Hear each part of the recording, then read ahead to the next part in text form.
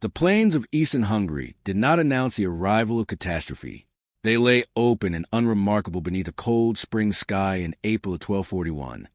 Flat stretches of grass broken by marshland and thin rivers, the kind of terrain that offered little resistance to movement, and even less to an enemy that understood how to use space as a weapon. Weeks earlier, rumors had begun to drift westward. Entire cities erased. Armies scattered before they could properly form. Refugees arriving with stories that strained belief, of riders who did not tire, of arrows that fell like rain, of an enemy that did not behave like any army Europe had known. But rumors, even frightening ones, rarely changed policy on their own. In the court of Béla IV, concern existed, but it was fractured, uncertain, and entangled in the internal tensions of a kingdom already under strain. Hungary in the early 13th century was not a unified instrument of war. It was a patchwork of noble interests, competing authorities, and fragile loyalties. The king had spent much of his reign attempting to restore royal authority weakened by his predecessors. In doing so, he had alienated powerful nobles whose cooperation he now desperately needed. So when the eastern horizon began to darken, not with weather, but with the movement of an unfamiliar power, the kingdom was politically brittle. The invaders were not merely another step-raiding force. They were the western edge of an empire that had already consumed vast regions of Asia and Eastern Europe. Under the command of Batu Khan and the seasoned General Subutai, the Mongol army moving toward Hungary was part of a coordinated, multi-pronged invasion designed with unsettling precision. This was not conquest driven by opportunism. It was systematic, deliberate, and it had already shattered the principalities of Kiev and Rus. Hungary stood next. Still, even as the threat approached, the Hungarian response developed unevenly. One of the earliest signs of strain came with the arrival of the Cumans, a nomadic people fleeing the Mongols themselves. They sought refuge under Béla IV, offering alliance and military support in exchange for protection. On paper, it was a logical decision. The Cumans were experienced steppe fighters. They understood the tactics of the Mongols better than anyone in the Hungarian court. But politically, their presence was combustible. To many Hungarian nobles and townspeople, the Cumans were outsiders, unfamiliar, culturally distinct, and deeply mistrusted. Their arrival triggered suspicion rather than unity. Accusations spread that they were spies, or worse, that they would betray Hungary from within once the Mongols arrived. Tension escalated rapidly, and then, in a moment that would have consequences far beyond the immediate violence, the Cuman leader was killed by Hungarian mobs. The reaction was immediate. The Cumans abandoned Hungary, burning and looting as they withdrew southward. With them vanished not only a potential military ally, but also a body of fighters uniquely suited to countering Mongol tactics. Hungary was now more isolated than before. Meanwhile, the Mongols continued their advance. They did not move as a single visible mass. Instead, they spread across vast distances, their forces divided into columns that could operate independently while maintaining coordination. This created confusion for defenders attempting to determine the true size and direction of the threat. Reports arriving at Béla's court were contradictory. Some described small raiding parties. Others spoke of overwhelming numbers. The lack of clarity made decisive planning difficult, and time, though it still existed, was slipping. Eventually, the reality could no longer be dismissed. The Mongols were not raiding. They were invading. Béla IV began to assemble his army. But even this process revealed the structural weaknesses of the kingdom. Feudal levies arrived slowly and often reluctantly. Nobles brought their own contingents, loyal primarily to themselves rather than to a unified command structure. Coordination suffered. Discipline varied. And while the total force gathered was substantial, it lacked cohesion. There was also a deeper problem, one less visible, but more dangerous. The Hungarian leadership did not fully understand the enemy they were facing. European warfare at the time was built around certain expectations. Decisive engagements, heavily armored cavalry charges, and battles that, while brutal, followed broadly familiar patterns. The Mongols did not follow those patterns. They avoided direct confrontation when it was not advantageous. They used mobility as both shield and weapon. They manipulated perception, feigning retreat, drawing enemies into unfavorable positions, and striking where resistance was weakest. to an army trained in conventional warfare. This approach could be disorienting, and disorientation, in battle, often leads to collapse.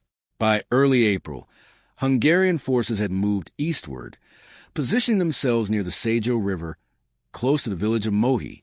It was here that Béla IV intended to block the Mongol advance. The choice of location was not without logic. The river provided a natural barrier. Bridges could be defended, and the relatively open terrain allowed for the deployment of cavalry. But these advantages depended on one critical assumption, that the enemy would approach in a predictable manner. They would not, as Hungarian forces encamped. Constructing a defensive wagon fort to secure their position, Mongol scouts were already observing them. Carefully, patiently, the Mongols did not rush into engagement.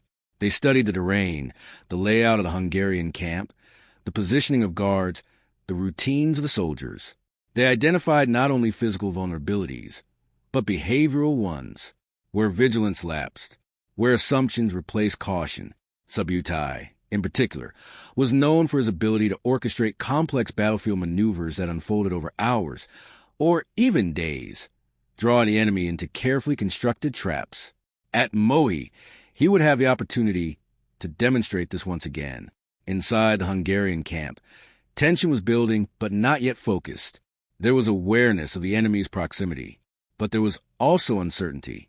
Some believed the Mongols would attack directly across the bridge. Others assumed they would delay, probing for weakness. The army remained in a state of uneasy anticipation. What it lacked was clarity. Clarity of threat, clarity of command, clarity of response. And in that ambiguity, the conditions for disaster were quietly assembling. Night approached on April 10th. The air grew colder. Fires flickered across the Hungarian camp as soldiers settled into uneasy rest. Beyond the river, in the darkness, the Mongol army was already in motion, not advancing in a single line, not announcing its presence, but dividing, positioning, and preparing to strike from directions the Hungarians did not expect. What would unfold in the coming hours would not be a simple battle. It would be a demonstration of planning against assumption, of mobility against rigidity, and of how quickly a force can unravel when its understanding of the battlefield collapses. And by the time dawn arrived over the plains of Mohi, the Hungarian army would no longer be in control of its own fate. Before the battle fully revealed itself, it unfolded in fragments, movements that, taken individually, seemed manageable, but together formed a design the Hungarian army could not yet see. At Mohi, the Hungarian force was large by European standards. Estimates vary, but it likely numbered tens of thousands, composed of heavily armored knights, infantry levies, and auxiliary troops drawn from across the kingdom. Yet size alone did not translate into effectiveness. The army was not a single instrument. It was a collection of contingents. Command authority, though formally centered on Béla IV, was diffused in practice. Powerful nobles retained control over their own troops. Decisions required coordination that was difficult to achieve under pressure. There were experienced figures present, among them the Archbishop Ugrin Sack, who would take an active role in the fighting, but cohesion was fragile. Across the river, the Mongol army presented a different structure entirely. Under Batu Khan, with operational control heavily influenced by Subutai, their forces were disciplined, modular, and highly responsive. Units could operate independently while remaining synchronized within a broader plan. This flexibility would define the coming engagement. The battlefield itself was deceptively simple. The Sejo River cut through the terrain, its banks limiting easy crossing to specific points. Most importantly, a bridge near Mohi. Surrounding areas included patches of marshland that restricted movement, particularly for heavy cavalry. For the Hungarians, the bridge represented both a defensive choke point and a potential vulnerability. If held, it could prevent a direct assault.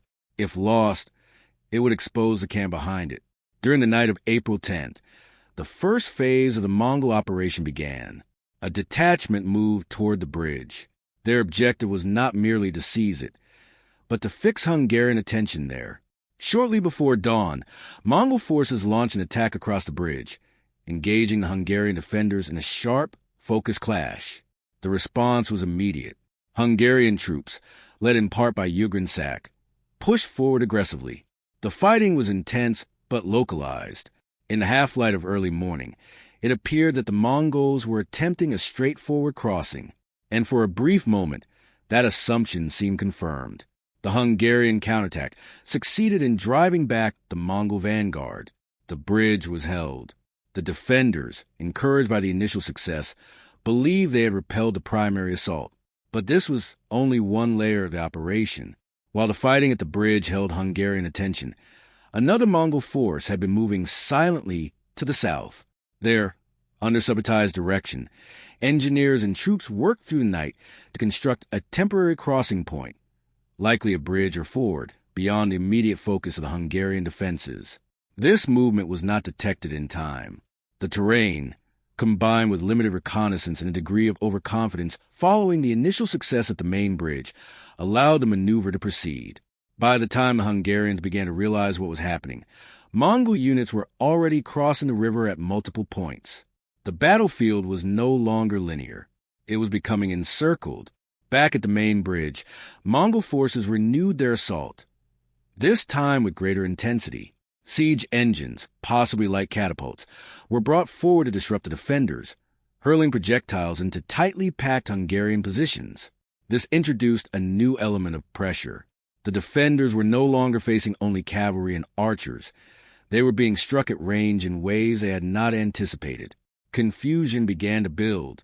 Reports arrived, fragmented, urgent, indicating enemy movement elsewhere along the river.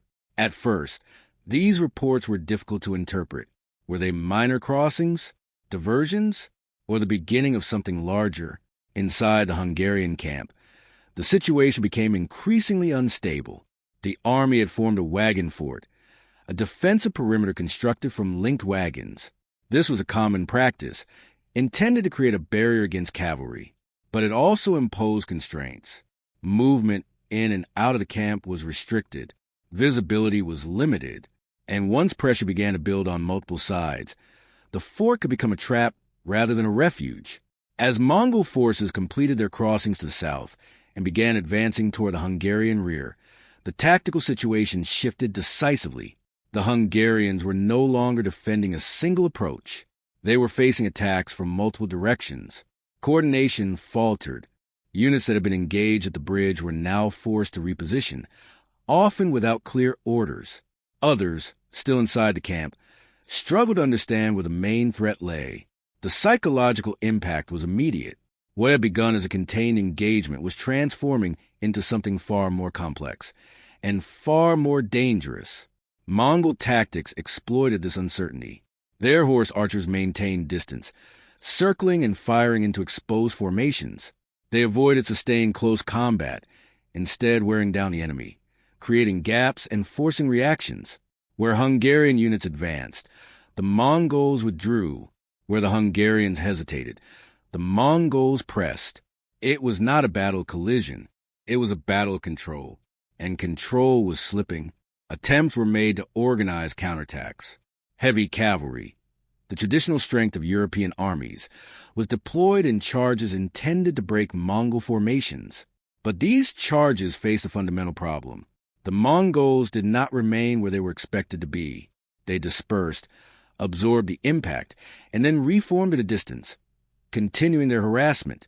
Each charge consumed energy. Each withdrawal ceded ground. Inside the wagon fort, conditions deteriorated further. As pressure mounted from multiple directions, the density of troops increased. Space became limited. Communication broke down into isolated commands and local reactions. The structure that was meant to provide security now restricted flexibility. At the same time, Mongol units began to tighten their encirclement, not completely, at least not yet, but enough to create the perception of entrapment. And perception in battle often shapes reality. Some Hungarian forces attempted to break out. Others held position, uncertain whether movement would expose them further. Leadership faced a narrowing set of options. To remain in place risked being surrounded and gradually destroyed. To attempt a coordinated breakout required discipline and timing that were becoming increasingly difficult to maintain. Meanwhile, the Mongol assault intensified. Arrows continued to fall into the camp. Fires may have begun to spread. Noise of animals of shouted orders of impact compounded the confusion. At the center of it all, Béla IV faced a rapidly deteriorating situation. The battle had not unfolded as anticipated. The enemy had not attacked in a single, decisive wave. Instead, they had reshaped the battlefield itself, turning space, movement, and time into weapons. By mid-morning on April 11th, the Hungarian army was no longer operating as a cohesive force. It was reacting, fragmenting, losing the ability to impose its will on the battle. And as the Mongol forces continued to close in, carefully, deliberately, the outcome was beginning to take form, not as a sudden collapse, but as a slow constriction, a tightening of pressure from which there would be very few paths of escape. By late morning, the structure of the Hungarian army had begun to dissolve, not in a single dramatic rupture, but in a series of localized failures that no longer connected into a coherent whole. At Mohi, the battle did not end with decisive clash of leaders or final organized charge. It ended with the loss of control. Inside the wagon fort, pressure had reached a critical threshold. Units were compressed together, visibility reduced to fragments of movement and noise. Orders, where they existed, struggled to travel beyond immediate surroundings. Commanders could no longer see the battlefield they were attempting to direct. And beyond the perimeter, the Mongol army continued its methodical tightening. Under the coordination of Subutai and Batu Khan, the encirclement was not rushed. It was shaped. Gaps were left, deliberately, openings that appeared to offer escape. But these were not weaknesses. They were instruments. As the Hungarian position grew more desperate, those openings began to draw movement. Small groups of soldiers, then larger contingents, attempted to push outward, seeking space, seeking relief from the pressure that had built within the camp. At first, these movements had the appearance of initiative. But once outside the defensive perimeter, they entered a different battlefield. The Mongols were waiting. Horse archers repositioned rapidly, closing around isolated groups. Arrows struck from multiple directions, disrupting formations before they could stabilize. Any attempt to regroup was met with continued pressure, forcing movement, then fragmentation, then collapse. The pattern repeated. Again and again, inside the camp, the realization spread, unevenly but unmistakably, that the army was no longer holding. The wagon fort, which had offered protection in the early stages, had become a point of confinement. Fires, likely ignited during the fighting, added to the chaos. Smoke drifted through the enclosed space, further limiting visibility and increasing disorientation. In these conditions, discipline becomes difficult to sustain, and once discipline begins to erode, cohesion follows. Some units attempted to maintain order, forming defensive lines within the camp itself. Others abandoned structural resistance entirely, moving toward any perceived exit. The result was not a single moment of panic. It was cumulative, a gradual shift from organized defense to fragmented survival. Leadership, under these conditions, faced a narrowing set of realities. Béla IV remained within the collapsing structure of his army, but his ability to influence events was diminishing rapidly. Communication was inconsistent. Units were acting independently, responding to immediate threats rather than coordinated strategy. At some point during the collapse, the decision was made, or perhaps simply emerged, that survival required withdrawal. For a king, leaving the battlefield carries consequences beyond the immediate, but remaining, in this case, risked total annihilation. Béla IV withdrew, not in ceremony, not in order, but as part of a broader disintegration that was already underway. Around him, the army of Hungary was breaking apart. As more troops attempted to escape through the apparent gaps in the Mongol lines, the full design of the encirclement revealed itself. What had seemed like opportunity became exposure. Mongol units, positioned with precision, closed around fleeing groups. Pursuit was relentless, but controlled. The objective was not a chaotic chase. It was systematic destruction. The open plains that had initially appeared advantageous to the Hungarian cavalry now worked against them. There was no terrain to disrupt pursuit, no natural barriers to create distance, only open ground. And across that ground, Mongol cavalry moved with speed and coordination that few European forces could match. The slaughter, extended beyond the immediate battlefield. Retreating soldiers were hunted for miles. Small groups, isolated and disoriented, were overtaken and destroyed. Larger formations, unable to maintain cohesion under constant harassment, fragmented under pressure. The defeat was no longer confined to Mohi. It spread outward. By the end of the day, the Hungarian army had ceased to exist as an effective fighting force. Losses were severe. Exact numbers remain uncertain, but the scale of destruction was undeniable. Many of Hungary's leading nobles and commanders were killed. The military structure that had been assembled, imperfect though it was, had been dismantled in a single, continuous operation. What remained was not an army. It was absence. In the immediate aftermath, the consequences unfolded with little resistance. With the main Hungarian force destroyed, the Mongols advanced deeper into the kingdom. Cities and settlements, lacking coordinated defense, faced the same systematic approach that had characterized the invasion from the beginning. Some resisted. Most could not. The collapse at Mohi had removed the central barrier. And without that barrier, the landscape of Hungary was exposed. For Béla IV, survival became movement. He fled westward, seeking refuge, attempting to preserve what remained of royal authority in a kingdom that was now being systematically dismantled. But even in retreat, the implications of Mohi were becoming clear.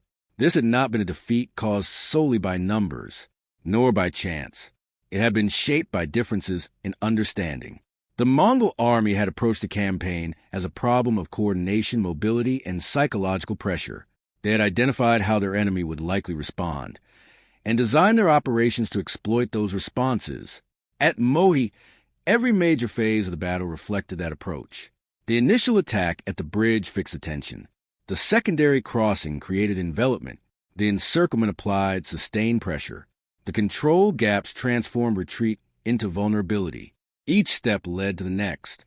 And once the process began, it became increasingly difficult to reverse. For the Hungarian army, the failure was not encouraged. There had been resistance. There had been attempts to counterattack. But courage without clarity struggles against a system designed to create confusion. And confusion, once established across a battlefield, is difficult to contain. In the months that followed, the Mongol occupation of Hungary would continue, marked by devastation, displacement, and erosion of existing structures. Yet, unexpectedly, it would not last indefinitely. In 1242, news arrived from the east, the death of the great Khan, Ogidi Khan. The Mongol command structure required senior leaders, including Batu Khan, to return for selection of a successor. And so, as abruptly as the invasion had unfolded, it began to recede. The withdrawal did not undo the damage. Hungary had been profoundly altered. Population losses were severe. Infrastructure had been destroyed. Political authority had been shaken. But the kingdom had not been erased. And in the years that followed, Béla IV would begin a process of reconstruction, reforming defenses, encouraging settlement, and adapting in part to the lessons imposed by defeat. Mohi remained central to those lessons, not only as a moment of destruction, but as a demonstration of how warfare, when approached with different assumptions, can reshape outcomes entirely, of how an army can be defeated not simply by force, but by the systematic erosion of its ability to understand and respond, and of how, on an open plain beside a quiet river, a kingdom's resistance can be broken, not in an instant, but in a sequence of decisions that leave it with no path left to hold.